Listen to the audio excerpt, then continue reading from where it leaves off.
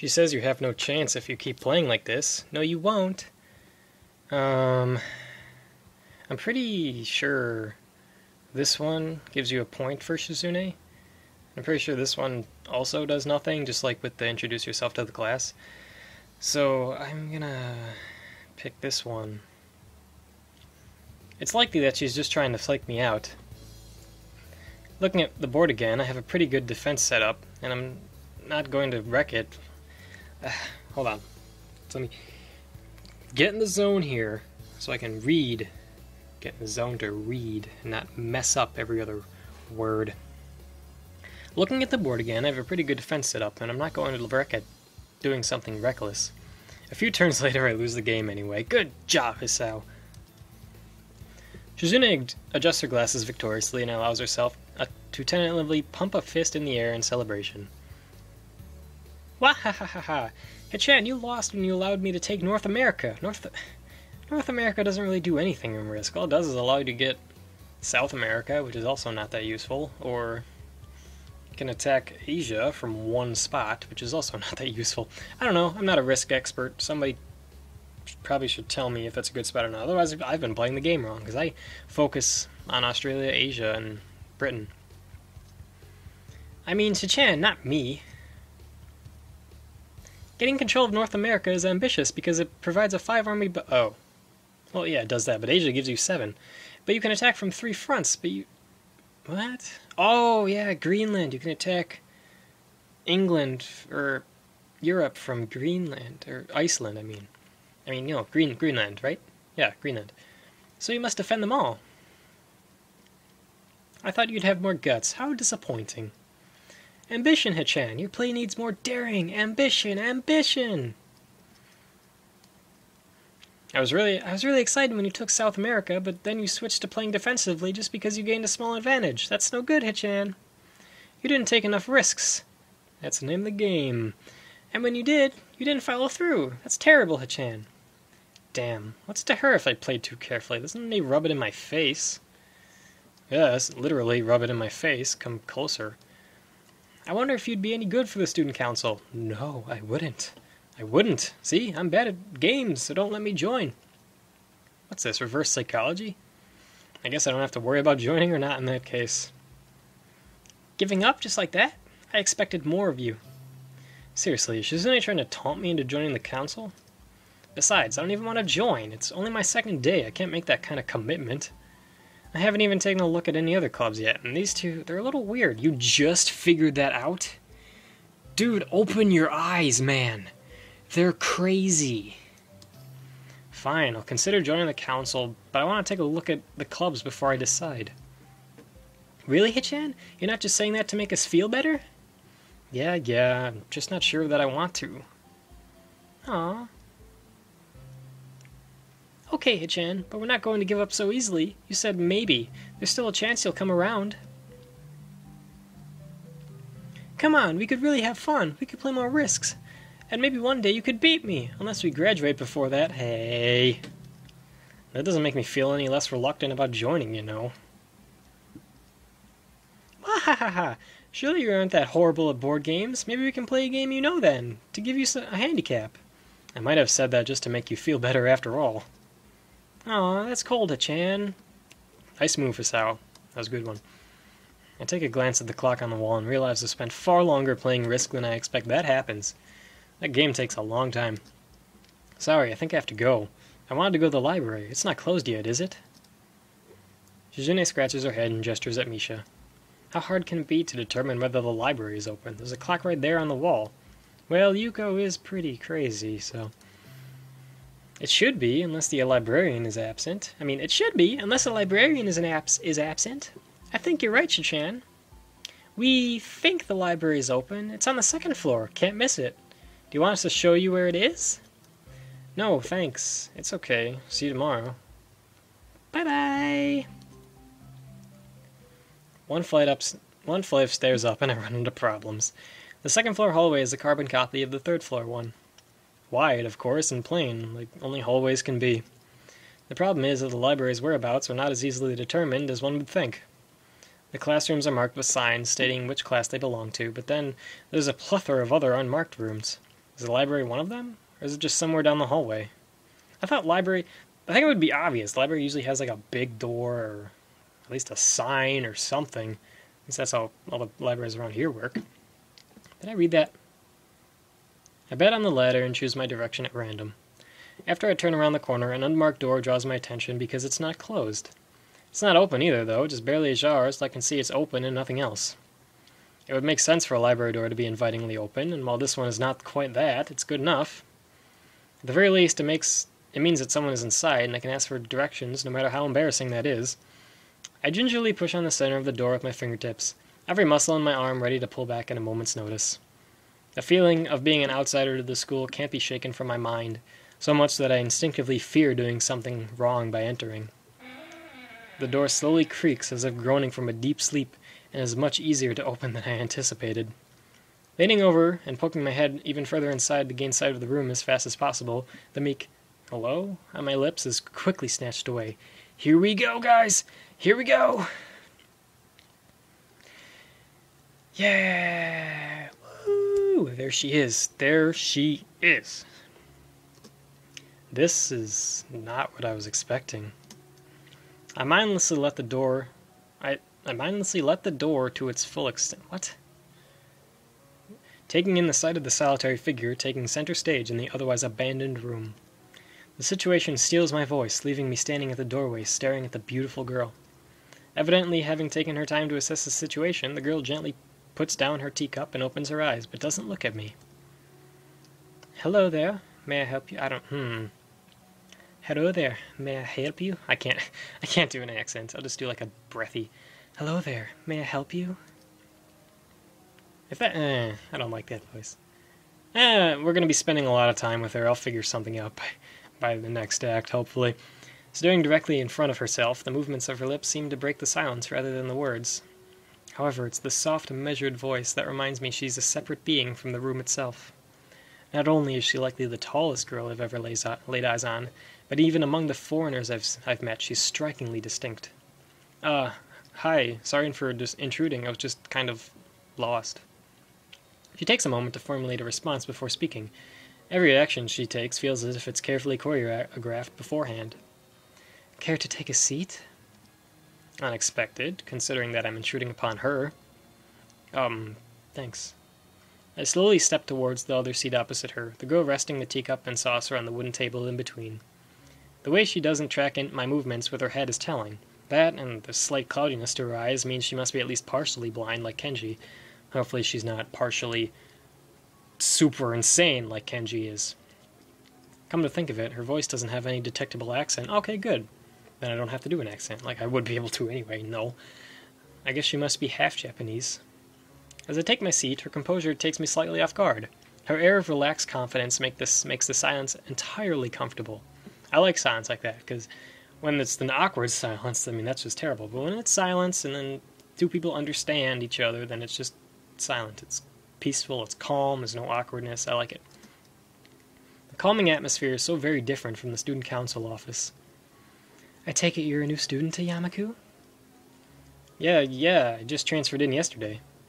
I get the distinct feeling my speech patterns don't match the formality of hers, accentuated by her restrained bow of greeting. One which I hasten to match before realizing the futility of the action. I'm Lilly Satar, pleased to meet you. No, I'm never going to do that again. Never will I do an accent like that again. I'm Lilly Satao, pleased to meet you. Hisao Nakai. James Bond. She gives a nod before gesturing roughly in the direction of her teacup. Would you care for a drink? Sure. As much as it pains me, I can't step away with her formality in the proceedings. She gives... that was wrong, I think. As much as it pains me, I can't keep step with her formality in the proceedings. She gives a kind nod, taking the request in stride. Without another word, she steps off the chair and prepares a second cup of tea from a collection of supplies laid along a shelf. A brush here, a brush there, her left hand often lightly touching the side of whichever container she's pouring into. It seems to be a process she's followed dozens of times before. As I lean sideways to see around her back, she seems to use her long, dainty fingers to measure the right amount of water in the cup. It's one thing to see the different disabilities the students in my class have, but it's quite another to see how everyone seems to adapt. Shizune and Misha have no problem working together to communicate to me, and Lily herself seems to have workarounds for problems I'd never thought of. While I feel slightly guilty about her doing the work, she seems pleased to be following the correct process of the offer of preparing the drink. So, her soft voice brings me out of my silent observance. Which room are you looking for? It's not often this classroom is visited after school. The school library. Shizune and some crazy classmates told me it was on this floor. She finishes pouring water into the teacup as she nods, a small metallic tapping coming from the teacup indicating it being stirred. I'm aware of Miss Hakamichi, as are most students. To be with them means you're in class 3-3, no? That's right, in the science room with Mutao. She gives a small giggle before setting down the teaspoon and slowly walking towards the table, teacup and saucer in hand. Hold on, I'm gonna get a drink real quick.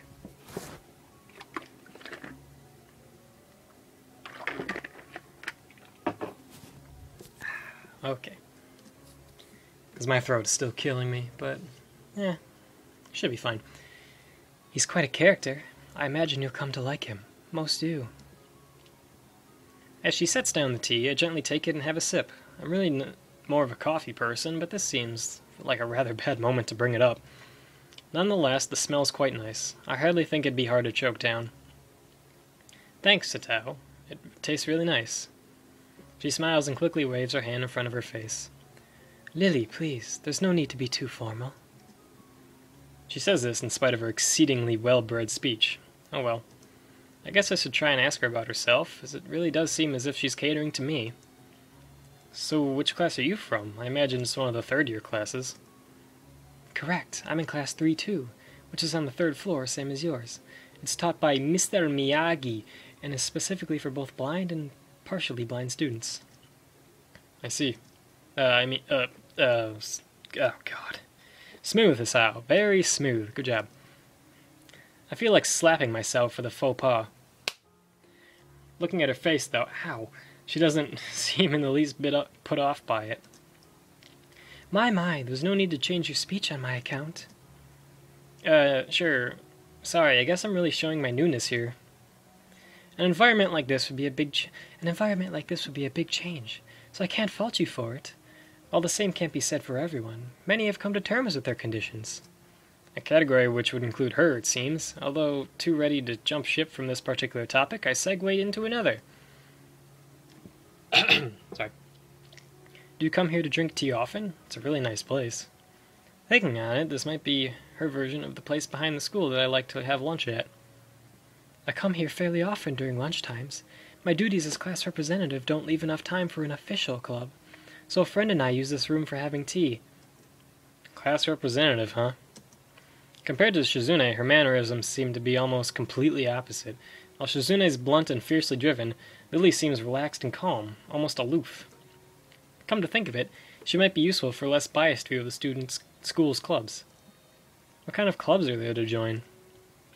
The more popular ones are the track and field club, which use the field near the school during lunchtimes, the baseball club, and the book club in a room near the library. There are also numerous small ones, too, such as the art and music clubs. At a time when I'm just wanting to get on my feet, rushing into a club right away seems slightly unappealing. I wonder if this school shares the same rule as my old one. Is it compulsory to join a club? I know there are some schools that force you to join a club. I don't like that. Like, if I don't want to do anything, that's my business. I can just go wander around town. It's fine. It isn't, though it is encouraged. Good. That's a relief. I really let down my guard around this girl to let such a thing slip out. The fact seems to slightly amuse her. Not wanting my tea to get cold, I finally start drinking it as Lily does the same. As I look over to the window over her shoulder, I notice the light coming into the room as it has a distinctly orange tint. Even here, time doesn't stand still. Time's gone quickly. Sorry? Right, she's blind. Of course she can't see the sun setting. Good job again, Hisao. It just looks like the sun's starting to set. It seems to come as a surprise for her. I guess she might have lost track of the time. Sorry, Hisao. I didn't mean to keep you from the library for so long. I quickly moved to allay her concern. Ah, no, it's okay. The library is still open, isn't it? She pauses and takes a moment to think on it. It's probably something I should have asked Shizune when I had the chance, but Lilly seems to know in any case. True, it's open until 6:30 during weekdays. A quick glance at my watch confirms I have well enough time to get there. What time does the sun set over there? Jeez. I might get going in that case. It's been nice talking with you, Lilly. She smiles and gives a deep nod, her hands still neatly folded on the table in front of her. It was my pleasure. Oh, come to think of it, shall I show you where the library is? I couldn't possibly ask for more help. I should be able to find it all right. Well, unless my navigational skills fail me. Which they seem to have a habit of doing. That's not really a bad thing if it led you to this situation. I mean, come on. It's all right. I was going to be talking to the librarian there in any case. I could introduce you. This gets better and better. It's pretty hard to deny her offer. If you're sure, then that'd be great. Thanks. As she stands up to follow me, she takes hold of a straight, retractable cane that has been slipped in the handle of her bag on the floor. Compared to the cane the boy in my class had, Lily's looks much thinner and longer. His must be for support, whereas Lily's is for navigation. Together we leave the peaceful room and enter the empty hallway on the way to the library. Side by side, my pace carefully slowed to match hers. We slowly walk through the hallway. It doesn't take long for us to arrive at the door with the warm-looking room apparently situated in the center of the floor rather than either wing. Ladies first. She gives an appreciative smile at the gesture, taking the lead as we file in. To the left is a wooden library counter, the library proper being on the right. It easily dwarfs my old school's library, with the distinct smell of old books giving the place an almost old-world air. There don't seem to be a lot of students here, considering the time. It isn't a big surprise. Everyone's probably either in the school grounds or the dorms. Yuko, are you here? She says it to thin air, since the librarian doesn't seem to be present, and of course Lilly can't see this. What's unexpected is that it draws a reaction. That always makes me laugh. Something from another counter thuds against it, followed by a quiet wail.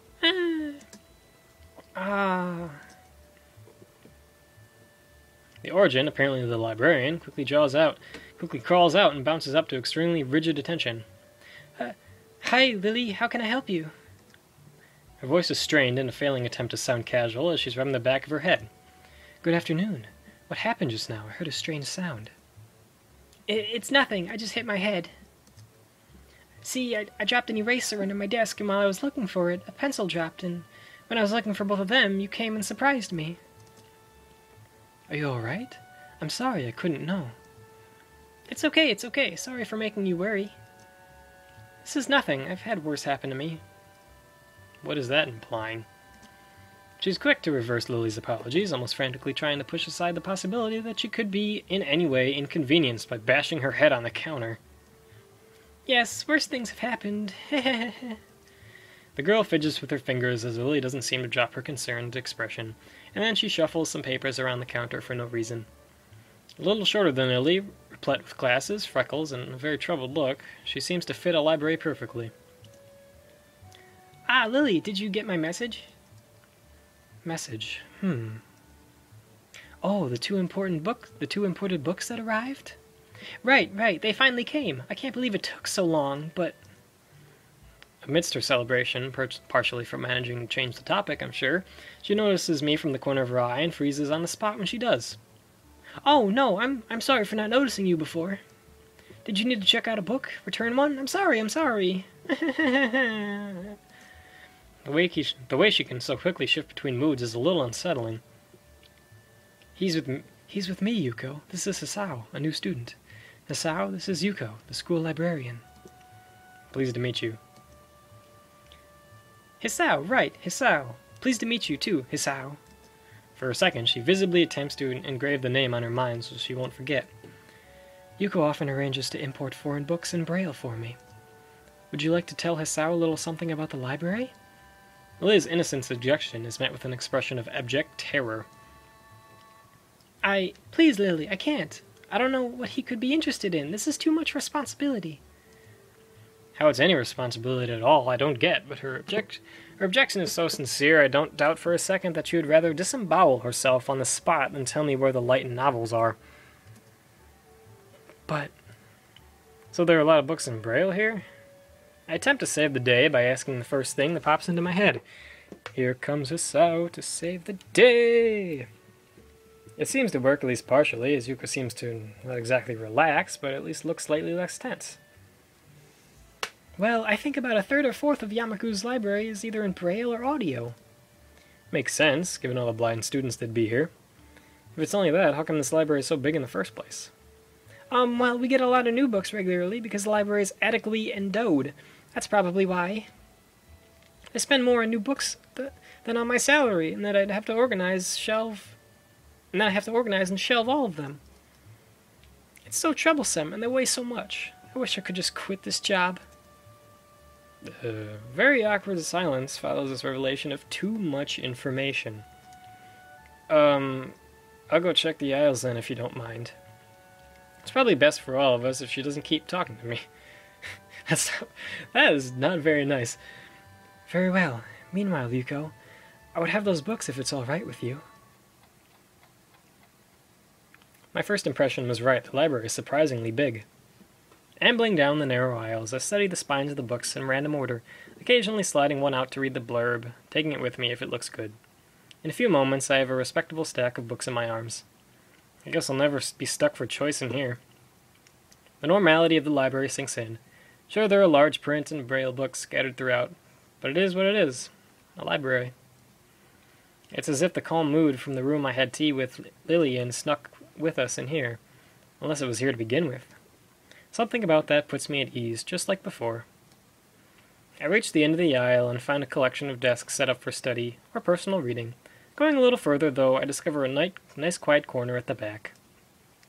While the rest of the library has the odd student sitting at a desk, either reading or stealthily sleeping, the back is pretty much deserted. As I glance around, I see someone who I recognize sitting on one of the several beanbags.